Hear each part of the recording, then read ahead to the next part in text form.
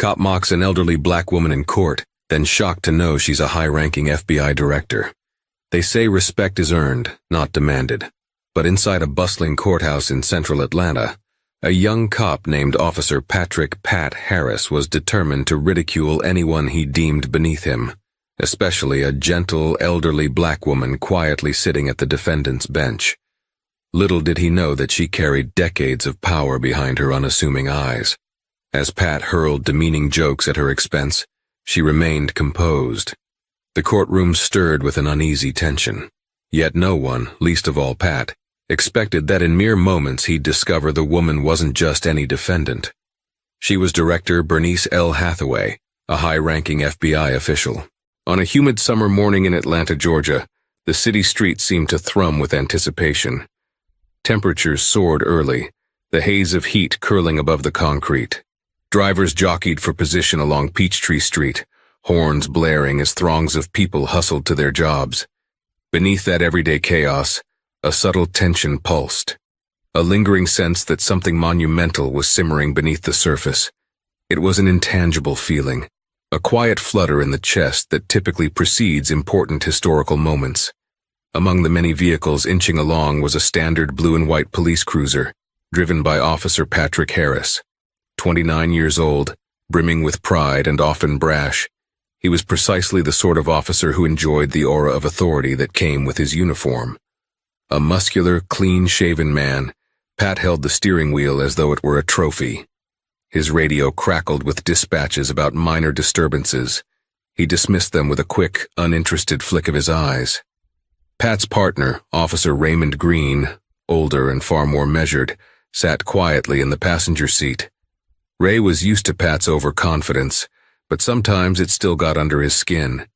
They had been assigned to manage traffic flow near the courthouse where a few high-profile cases were happening that day.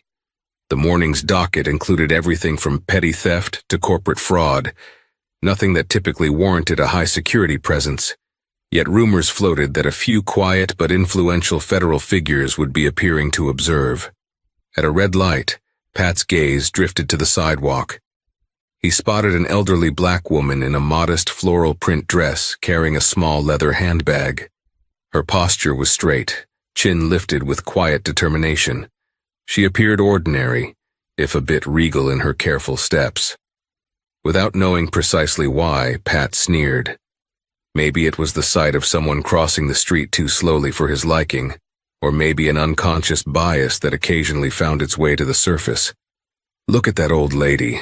Bet you she's going to cause traffic just because she's taking her sweet time, Pat grumbled, more to himself than to Ray. Ray simply shot him a disapproving glance, but said nothing. The light turned green and the cruiser rolled forward, weaving through the busy intersection. They had no idea that in less than an hour, that same elderly woman would be in the same courtroom as them, though for entirely different reasons. Nor did Pat realize that the moment they crossed paths would set off a chain of events that would rock his entire life. Officer Patrick Harris hadn't always been so callous. Raised in a strict household just outside of Atlanta, he grew up with moderate means, often hearing stories of how his grandparents had struggled to find their place in a racially divided South. Ironically, those stories hadn't taught him empathy. They had taught him to be tough, suspicious, and to scoff at the idea of kindness being repaid. Over the years, he found that belittling others offered him a twisted sense of superiority. Even in the police academy, while his peers were taught the foundational motto to serve and protect, Pat fixated on the power aspect, the uniform that would turn heads, the authority that could demand compliance. His partner Ray had tried to temper Pat's more toxic tendencies. When Pat ridiculed suspects in the interrogation room, Ray often stepped in, gently reminding him about departmental protocol and basic respect. But Pat dismissed it, seeing it as weakness. He believed fear was the fastest route to compliance. On that scorching morning, Pat's cynicism was at an all-time high.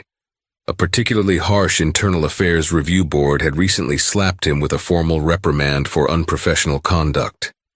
He felt singled out and persecuted, even though any objective observer would note he had earned that reprimand. Pat's ego refused to allow him to see his own faults. As they neared the courthouse, dispatch alerted them to a minor altercation. A woman had run a red light and nearly clipped another vehicle. The near accident happened right in front of the Fulton County Courthouse. Officers were requested to mediate. Ray turned off the radio and nodded in the direction of the building. "We'll handle it," he said. Pat smirked. "Let's go see who dares to violate the law right on our watch." They arrived to find a young man in an old pickup truck, and that same elderly black woman from earlier, now behind the wheel of a sleek black sedan. She was parked crookedly near the curb, the front bumper a few inches from the truck's door. Pat's eyes narrowed as he approached. Though the woman showed no outward signs of panic, she looked mildly annoyed and concerned. Her well-pressed floral dress seemed out of place for a standard traffic infraction, almost as though she was heading to something important and was now delayed. Pat approached with heavy steps, glancing over at the minor scratch on the truck. "Well, look who decided to run a red light," he said, a note of mockery in his tone. "You in a hurry, Grandma?" Ray made a face at the remark but stayed silent as he started taking notes. "I'm sorry, officer," the woman replied. "I truly didn't see that it was red.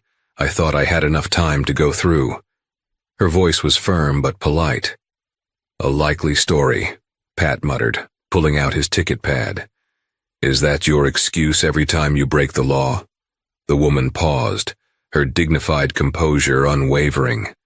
"No, officer. It's just a genuine mistake." Pat scoffed. He spent a few moments writing the citation, then tore it from his pad. "Your license, please," he demanded. She handed over her driver's license. The name read, Bernice L. Hathaway. Pat barely glanced at it. The name meant nothing to him in that moment. After running it through the system on the cruiser's computer, he found no priors, no outstanding warrants. Her driving record was immaculate, which only served to irritate him more. Perhaps he had wanted something to pin on her. "I should cite you for reckless driving," he said, returning to her door. "But consider yourself lucky I'm just giving you a ticket. Pay the fine, watch the road, and don't run red lights in the future." "Yes, officer," Bernice replied quietly, accepting the ticket.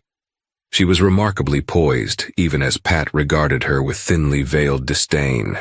They resolved the situation swiftly, letting the pickup driver go on his way. Bernice parked her sedan properly and took a deep breath, clearly regrouping before she started for the courthouse steps. As Pat turned away, Ray noticed something unusual. Bernice had pulled out a small FBI identification badge from her purse and quickly slipped it back in. Ray couldn't read the details from his angle, but the glint of the official FBI seal was unmistakable. His brow furrowed, a curious unease tightening in his chest. "Pat, hold on," Ray murmured. "I think she might be—" But his partner waved him off, swaggering back to the cruiser. "Come on, let's go. We've got better things to do." Ray cast one last puzzled glance at the woman, who was now ascending the courthouse steps, head held high. He had a strange feeling he'd just witnessed something bigger than a simple traffic ticket, but he couldn't put his finger on it. The Fulton County Courthouse lobby buzzed with all manner of people. Lawyers in crisp suits, weary defendants in rumpled clothes, anxious families, and stoic officers drifted through metal detectors. The air-conditioned interior provided relief from the muggy day, but the tension was palpable nonetheless. Bernice Hathaway stepped inside. At once she was greeted by a swarm of hushed whispers. A tall, slender man in a dark suit, whose FBI credentials dangled from a lanyard, approached her. He whispered something into her ear with a respectful dip of his head. She nodded, placing a reassuring hand on his arm. Meanwhile, Pat and Ray filed in behind a group of uniformed officers. Usually the courthouse was a place Pat disliked. There were too many lawyers, too many rules that reined in his bravado. But his presence was requested for a minor testimony on a routine drug possession case he'd handled the week prior. He'd be in and out in no time, so he thought. Ray, on the other hand, couldn't shake the feeling about the woman they'd just encountered. She was nowhere to be seen in the throng, and he wondered if she had gone to another hearing. "Pat," "Something's not adding up," he said quietly. Pat scrolled through his phone with one hand, barely paying attention. "What are you yammering about, Ray? That woman, I'm almost certain she had an FBI badge. Why would an FBI official be driving herself alone to a county courthouse with no escort?" Pat stopped fiddling with his phone long enough to toss an incredulous glance at Ray. "She's old. Probably it was her grandson's keychain or something. I swear sometimes you see conspiracies in everything." Ray frowned but let the topic drop for the moment. They passed through the metal detectors and made their way to courtroom 2B, where they would provide testimony. The hallway leading to it was lined with benches occupied by defendants, witnesses, and family members waiting for their cases to be called. The fluorescent lights overhead lent a harsh brightness, emphasizing the anxiety etched on every face. "Hey, Harris," a voice called from behind. It was District Attorney Madeline Cooper, a stern but fair-minded prosecutor known around town for her meticulous approach. She carried a stack of files pressed against a neat charcoal suit. Pat offered a casual nod. "Morning, Miss Cooper." She handed him a sheet of paper. "We're up third on the docket," she explained. "The judge is wrapping up a burglary case first. Shouldn't be long." Pat scanned the near-empty room. Better than waiting around all day. Ray took a seat in the gallery, next to a handful of other witnesses. Pat remained standing near the front, checking his reflection in the polished wooden rail that separated the gallery from the judge's bench. He straightened his tie, adjusted his uniform. It was almost second nature. He wanted to look impeccable in front of the judge, a show of confidence that he believed helped tip cases in his favor. A side door opened and a bailiff stepped in, beckoning for the next defendant. A hush fell over the few people present. Moments later, the burglary case concluded swiftly with the defendant accepting a plea deal. D.A. Cooper motioned for Pat to follow, and they both approached the front as the next case was called. Just then, another door to the courtroom opened, and in walked Bernice Hathaway. She was accompanied by the same tall, suited man from the lobby, along with a couple of uniformed FBI agents. Their presence was quiet but resolute, like guardians escorting a revered figure. Pat blinked, not immediately registering the connection. Meanwhile, Ray's eyes widened. He lightly nudged Pat. "That's her, from this morning." "Wait, what is she doing here?" Pat whispered harshly. Before Ray could reply, the judge cleared his throat, calling the courtroom to order. Pat and D.A. Cooper stepped forward as the minor drug possession case was announced. The defendant, a scrawny teenager with hollow cheeks, stood beside a public defender. Pat took his oath, describing how he had discovered narcotics in the teenager's car during a routine stop. It was straightforward testimony, but as Pat gave his account, his mind kept wandering. Bernice, who had taken a seat in the audience, listened attentively, though her case had not yet been called. She seemed calm, as if in no hurry. It unnerved Pat, her composure, her unflinching gaze that occasionally flicked to him as he testified. The judge concluded the matter, scheduling sentencing for a later date. "Officer Harris, you're free to go," the judge said. Pat nodded and stepped away, feeling a slight tremor in his stomach. He glanced briefly at Bernice, who met his eyes with a neutral expression. Their gazes locked for a half-second that felt much longer. Then she looked away, whispering something to the agent seated beside her. "What is going on?"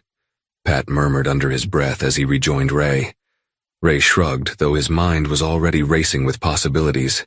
Normally, Pat would have left right after giving his testimony, but curiosity, and perhaps a touch of unease, kept him rooted. He and Ray found seats in the back of the courtroom, far from Bernice but still within sight.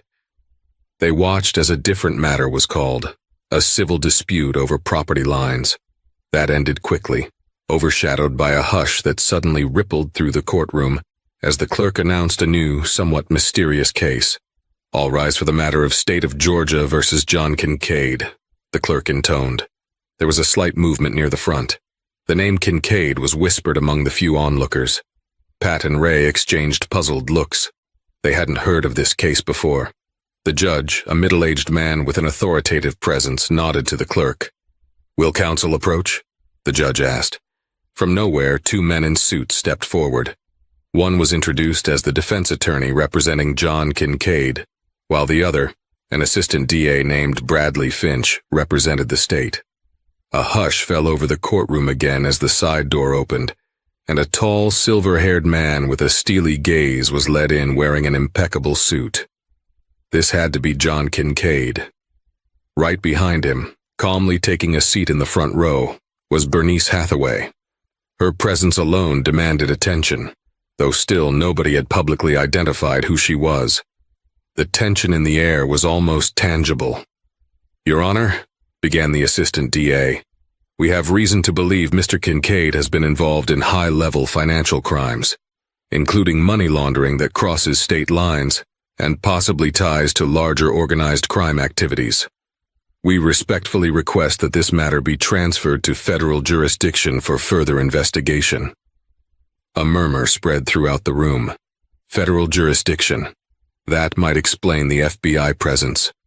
Kincaid's defense attorney objected, launching into a series of arguments about insufficient evidence. But before he could finish, the tall FBI agent who had accompanied Bernice rose, cleared his throat, and addressed the court. "Pardon the interruption, Your Honor," he said respectfully. "My name is Special Agent Stephen Mills, Federal Bureau of Investigation. We have probable cause and significant evidence. We request a detention hearing given Mr. Kincaid's flight risk and the seriousness of the charges." The judge eyed the FBI agent. "And who do you represent exactly?" Agent Mills nodded respectfully. "I work under the direction of the Criminal Investigative Division, specifically the Financial Crime Section at the FBI's J. Edgar Hoover building. We have direct oversight from our leadership regarding Mr. Kincaid's case." At that moment, Bernice stood, though she did not identify herself verbally. She offered the judge a crisp, respectful nod. A wave of whispers coursed through the courtroom. Her posture was that of someone used to leading entire rooms full of agents, not just quietly observing. Pat's heart pounded as he watched this unfold. "Ray," he whispered, "this is big.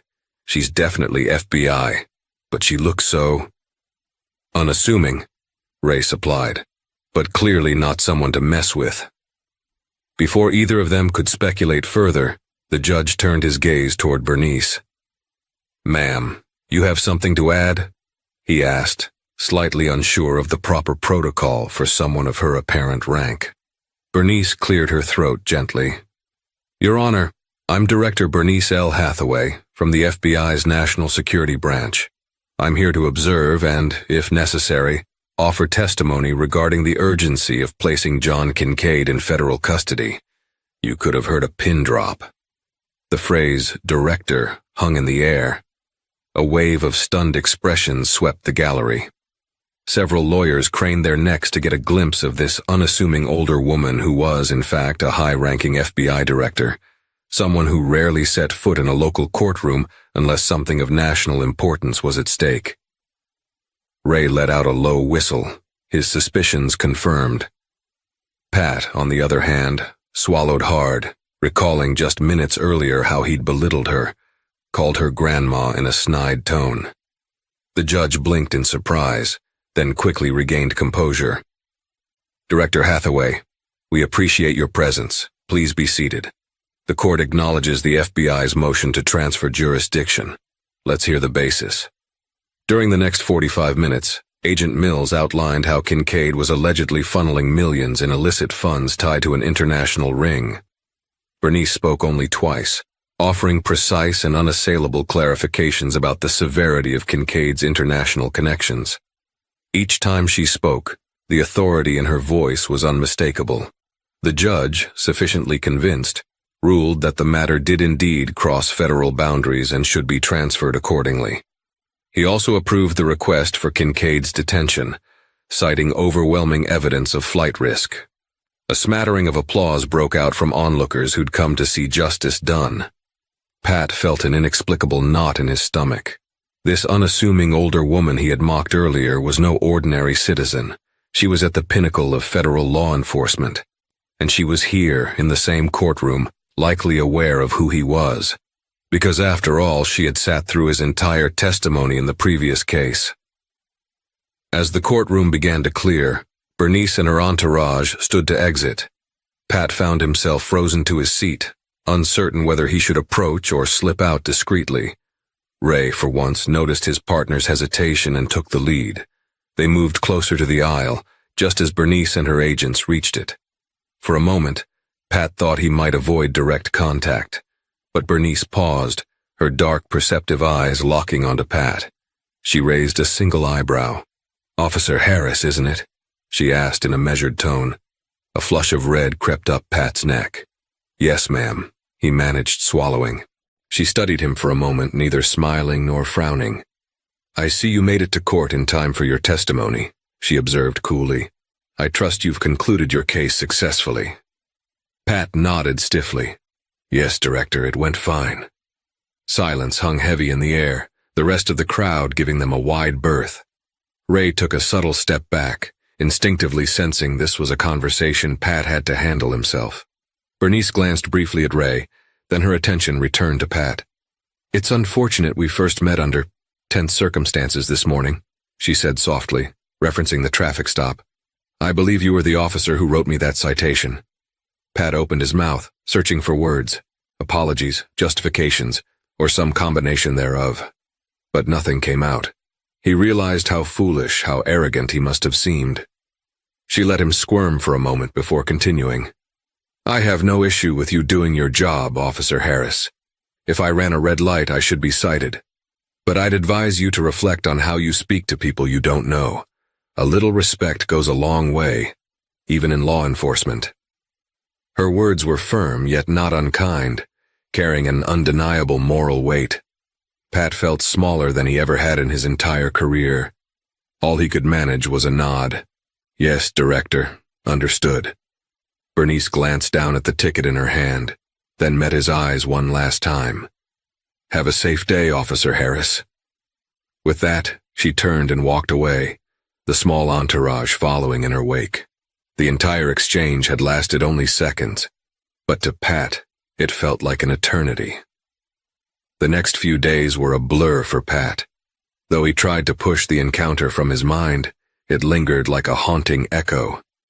He found himself replaying the moment he'd sneered at Bernice by her car, calling her grandma. He also remembered the command in her voice inside the courtroom, how a hush fell as she mentioned her credentials. Ray noticed Pat's uncharacteristic quietness. In the locker room after shift one day, he approached gently. "You okay, buddy?" Pat sighed, slumping onto a bench. "I can't stop thinking about it. What if she decides to lodge a complaint? What if the department hears about how I treated a high-ranking FBI director? That's a career killer." Ray offered a sympathetic shrug.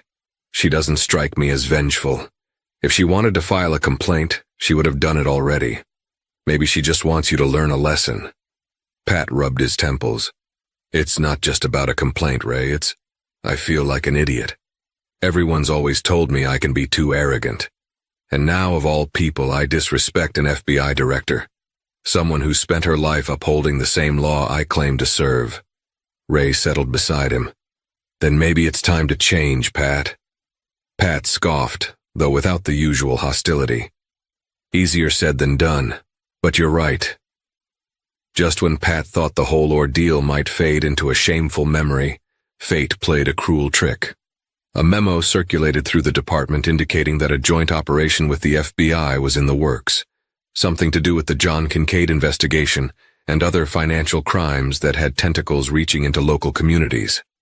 The memo asked for volunteer officers to assist in a multi-jurisdictional task force. Ray read it and immediately looked at Pat. "We'd be crazy not to join. This is big-time career stuff, plus we can do real good." Pat swallowed.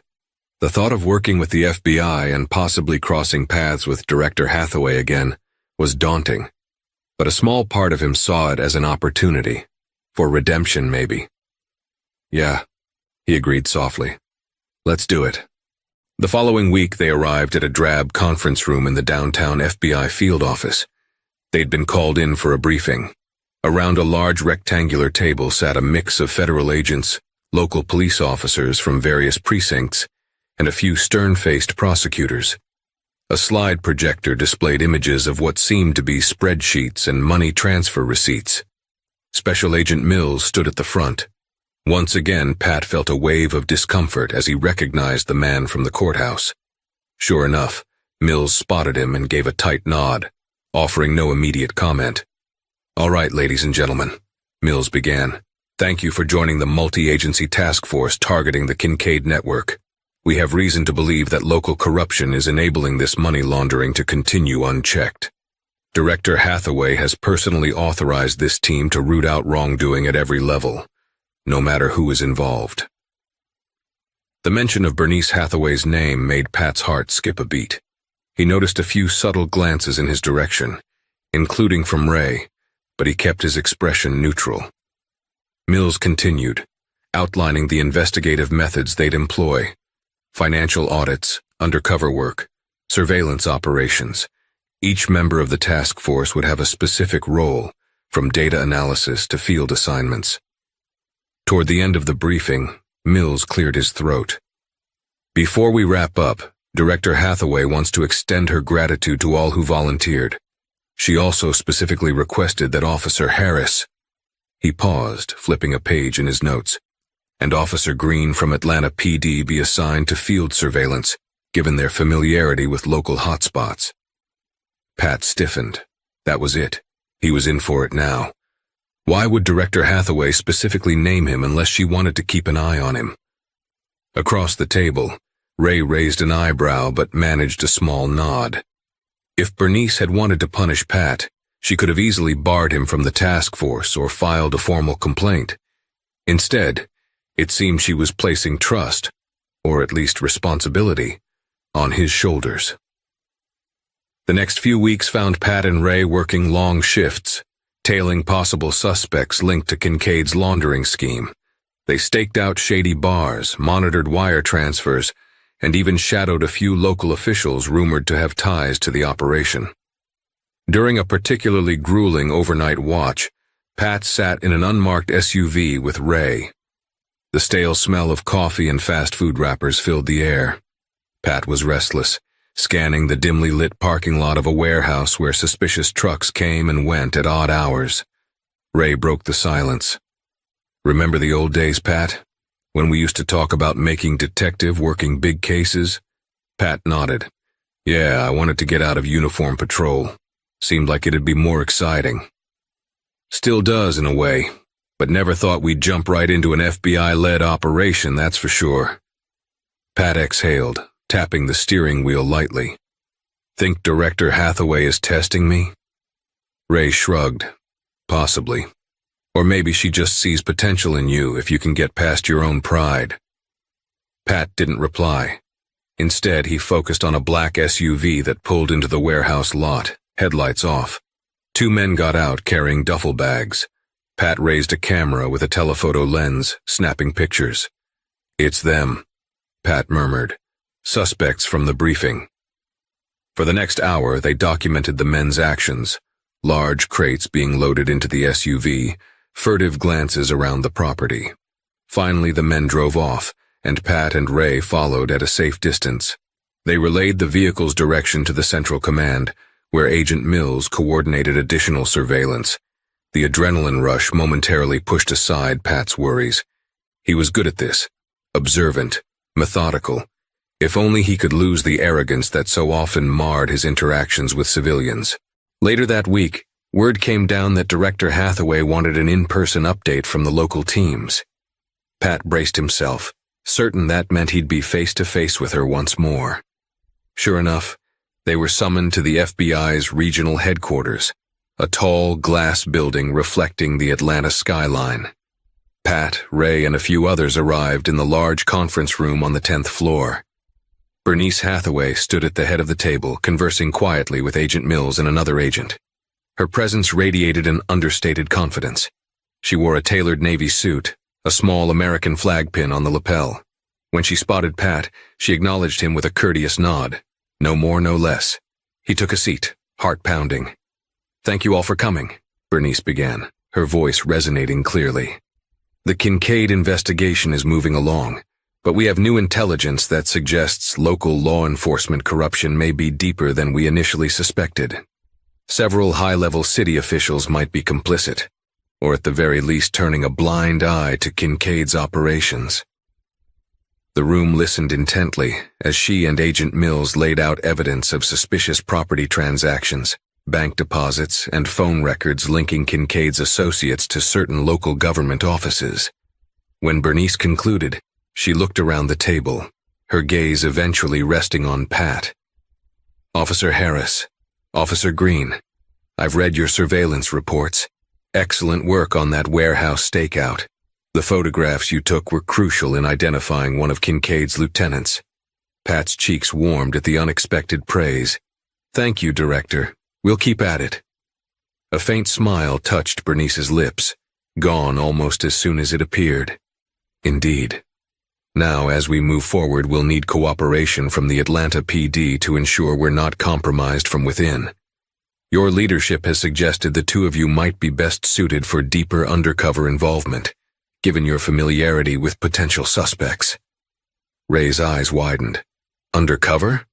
Bernice nodded. "We have reason to believe a few high-ranking individuals in the city's licensing department are expediting permits for Kincaid's shell companies. We'd like you to pose as crooked cops willing to expedite certain favors. This would give us first-hand evidence of bribery attempts."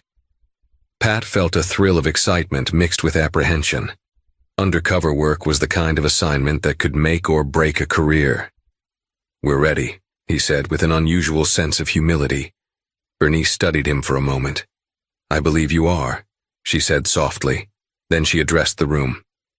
"Everyone else, continue your assigned tasks. Let's keep the circle small on the undercover operation. Trust is paramount here." Meeting adjourned, the team filed out. Bernice lingered, speaking quietly with Pat and Ray. She asked more in-depth questions about their approach, emphasizing the importance of caution. Finally, as their conversation wrapped up, Bernice fixed Pat with a direct gaze. "Officer Harris, I know we had an uncomfortable start, but I want you to understand something.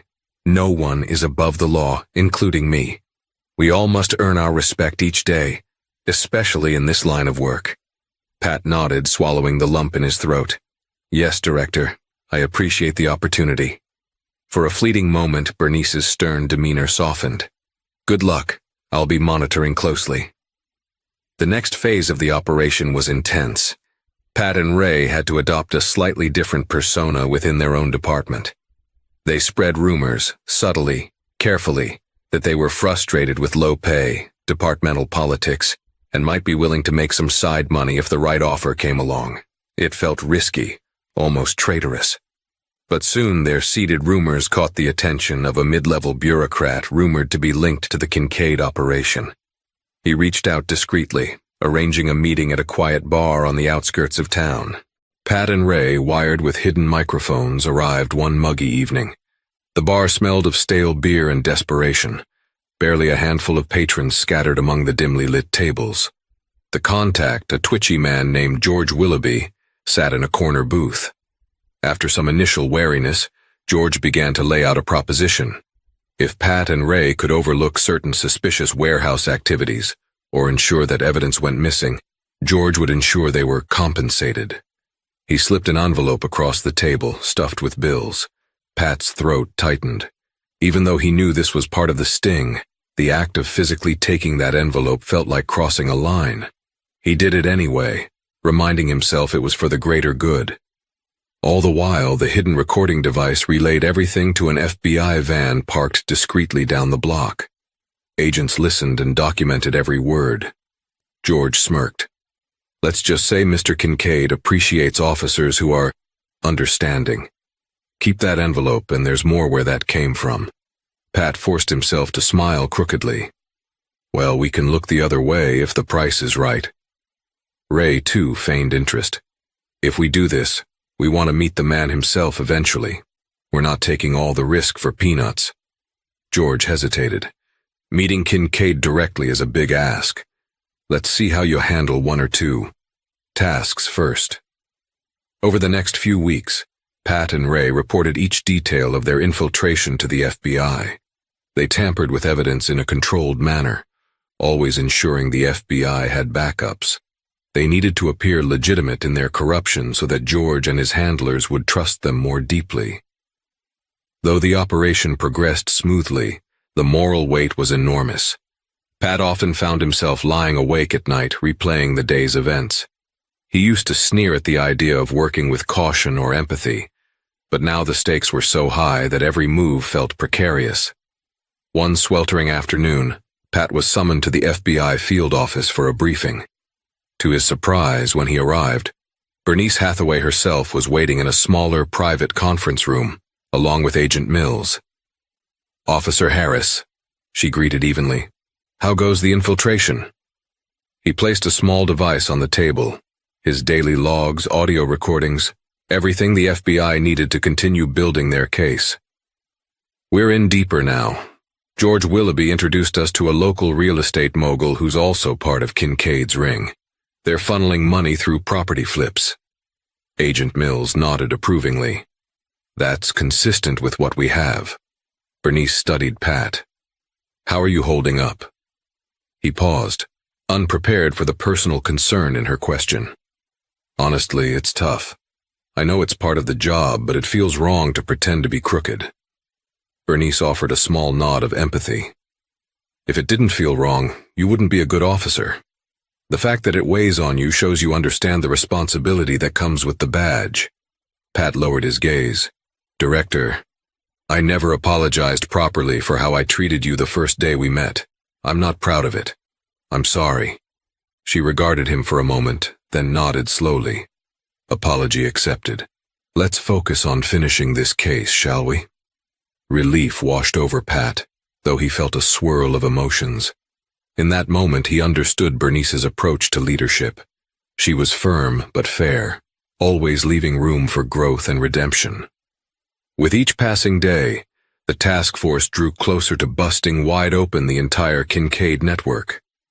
Documents pointed to corrupt officials inside the city's licensing and zoning offices, as well as some connections to local business owners who laundered money. Pat and Ray's final test came when George invited them to a discreet gathering at a luxurious penthouse belonging to one of Kincaid's associates. Supposedly, Kincaid himself might make an appearance, or at the very least, key figures in the operation. The plan: gather enough evidence, then signal the FBI to raid the premises. It was dangerous. Pat and Ray would be alone in a room full of criminals, any of whom might catch on to the sting. The night of the meeting arrived. They dressed in casual but expensive-looking clothes, courtesy of the FBI's budget for undercover operations. Under the tailored jackets, each wore a Kevlar vest, and they carried concealed sidearms just in case. At the penthouse, ornate marble floors, modern art and floor-to-ceiling windows overlooking the sparkling Atlanta skyline greeted them. The guests were a mix of business people, city officials, and shady characters who spoke in hushed tones about investments and arrangements. Pat and Ray kept their cool, sipping club soda masquerading as cocktails. George approached, beckoning them to a secluded corner. "Gentlemen, let me introduce you to Mr. Kincaid." A tall, silver-haired man approached. Yes, the same figure from the courtroom that day. His piercing eyes sized them up with a predator's cunning. "So you're the new recruits, huh?" Kincaid said, voice low and confident. Pat forced a smile. "Officer Harris, and this is Officer Green. We're ready to do business." Kincaid smirked. "We'll see. For now, enjoy the party." They chatted for a while, gleaning bits of incriminating information. Then, as the night went on, Kincaid led them to a private study. In this more intimate space, far from prying ears, he laid out the next step of their collaboration: sabotage an official city records database so that certain property taxes disappeared, saving Kincaid's shell companies millions. Pat pretended to consider the proposition. "That's risky. We'll want double our usual fee." Kincaid's grin never wavered. "As long as you can guarantee no trail leads back to me, money's no object." The conversation was being recorded by a device in Pat's watch. They had him. Conspiracy to commit fraud, potentially dozens of federal charges. The only step remaining was the raid. But in that moment, Pat noticed Kincaid's eyes flick to a corner of the room where a discreet security camera monitored them. Kincaid's smile faltered. "Wait," he said abruptly, stepping back. A wave of cold dread washed over Pat. "What's wrong?" Kincaid's hand hovered near a hidden switch under his desk. "I always trust my gut," he said quietly.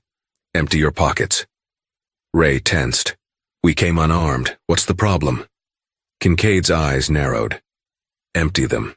Now." Pat felt sweat trickle down his spine. If Kincaid found the wire or the watch, everything could go sideways fast. He discreetly reached into his pocket, gripping the small panic button that would send a prearranged signal to the FBI agents waiting nearby. George entered the study, confusion etched on his face. "What's the matter, boss?" Kincaid sneered at him. "I think you brought me cops who are a little too clean." Before Pat or Ray could react, the door burst open. Uniformed FBI agents poured in, guns drawn. Bernice Hathaway herself was at the forefront, wearing body armor, her expression steeled. "FBI, everyone stand down," she commanded. Chaos erupted. Kincaid slammed his hand on the switch under the desk, and alarms blared throughout the penthouse. A flurry of movement followed. Guards rushed to block the door, while some tried to flee. In the melee, Pat ducked behind a couch, returning fire at two armed men. Ray tackled a guard who lunged at Bernice. The FBI swarmed with well-practiced precision, quickly overpowering the criminals. Glass shattered, an opulent vase knocked over in the chaos. Kincaid attempted to retreat to a private elevator, but Agent Mills and two other agents intercepted him, forcing him to the ground. When the dust settled, Kincaid, George, and a dozen associates were handcuffed.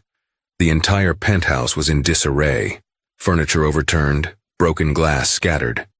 Outside, the city skyline glittered peacefully as if oblivious to the takedown happening within. Following the raid, news headlines splashed across local channels. FBI and Atlanta PD bust major money laundering ring, high-level officials arrested in sweeping operation, and so forth.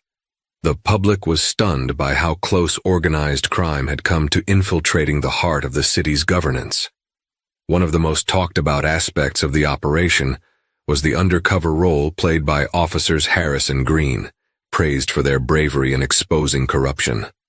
Pat found himself lauded in the press conference that Bernice Hathaway held, though she kept his identity partly shielded due to potential retaliation. Standing before the cameras, Bernice gave a measured statement. "Today's arrests show that cooperation between federal and local law enforcement is crucial in combating corruption. I commend the Atlanta Police Department for their invaluable assistance." Behind her, Agent Mills, Pat, and Ray observed the throng of reporters. Pat spotted the glint of the cameras, the curious eyes of journalists hungry for more details. A strange sense of humility and gratitude filled him.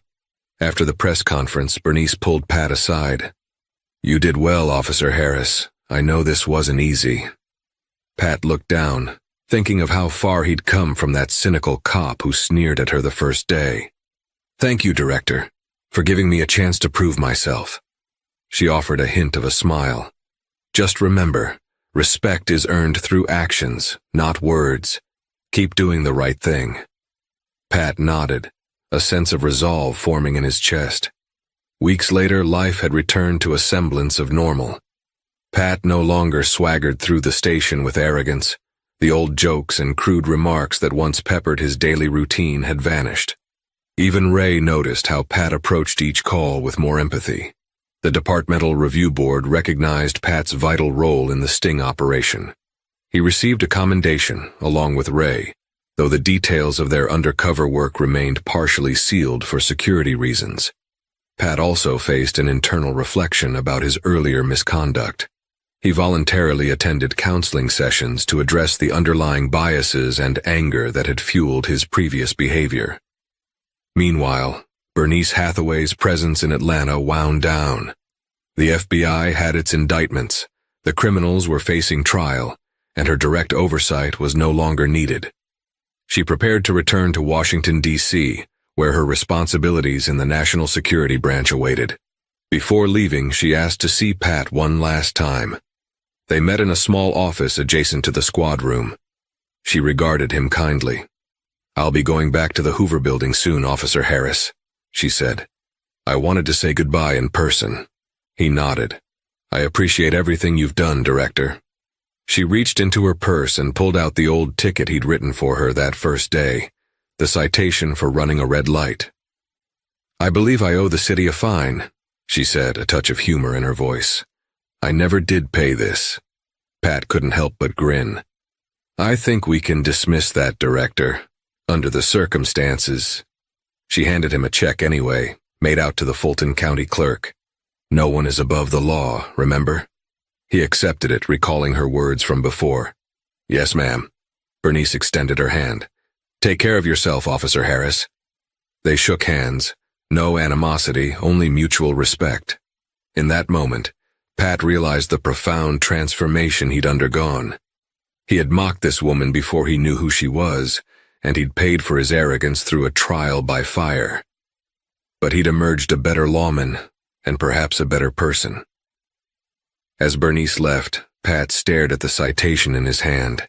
It was a tangible reminder of how easily prejudice and disrespect could cloud one's judgment. With a final nod to himself, he headed to the clerk's office to finalize the payment, determined to close that chapter the right way. In the end, the story of Officer Patrick Harris and FBI Director Bernice Hathaway proves that no one should ever be judged by appearances, and that true respect is something we earn day by day, choice by choice. Pat's transformation from an arrogant, mocking cop to a dedicated lawman who risked everything for justice stands as a testament to the human capacity for growth and change. Meanwhile, Bernice's unyielding resolve reminds us that real power isn't about shouting the loudest or flaunting authority. It's about leading with calm conviction, offering second chances, and doing what's right, even when no one is watching. If you found this story inspiring or thought-provoking, please hit that like button, share it with friends, and subscribe to our channel for more dramatic, real-life inspired tales. Your support makes it possible for us to continue bringing impactful stories that keep you on the edge of your seat. Thank you for watching.